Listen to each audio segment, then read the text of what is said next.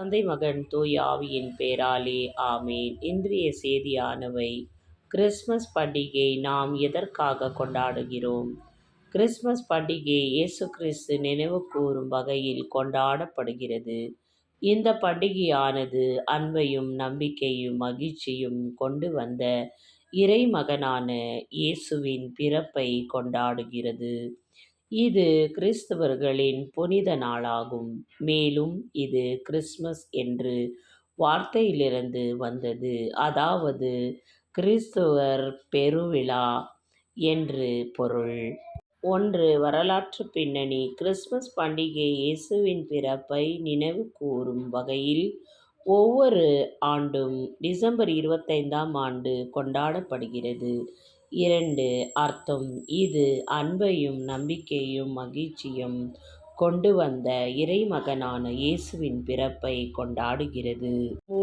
கொண்டாட்டங்கள். கிறிஸ்மஸ் தாத்தா Santa Claus குழந்தைகளுக்கு பரிசுகளை வழங்கும் வகையில் போன்ற வழக்கங்கள் உள்ளன. இது புனித நிக்கோலோஸ் என்றவர்களுடையவராங்கிருந்து உருவானது. இது மதங்களின் அடக்கம். கிறிஸ்மஸ் பண்டிகை கிறிஸ்தவர்களுக்கு மற்றும் இல்லாமல் மதங்களிலிருக்கும் அப்பாற்பட்ட ஒற்றுமையை சின்னமாக வழங்குகிறது.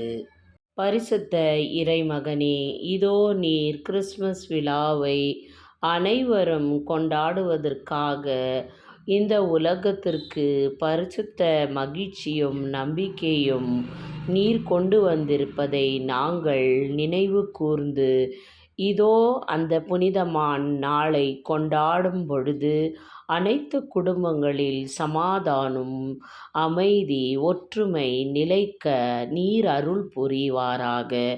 இதோ இந்த வருடத்தில் உம்முடைய தூய்மையான பரிசுத்த நாளை கொண்டாடும் பொழுது அனைவர் வீட்டில் சந்தோஷம், சமாதானம், மகிழ்ச்சி நிலைப்பதற்கு இதோ நீர் பரிசுத்தராக அனைவர் வீட்டிலும் பிறக்க வேண்டும் என்று மன்றாடுகிறேன். இதோ இந்த மன்றாட்டுக்களை அனைத்தையும் நம் ஆண்டவராகிய இறைவன் கரங்களில் ஒப்புக்கொடுக்கிறேன். ஆமேன்.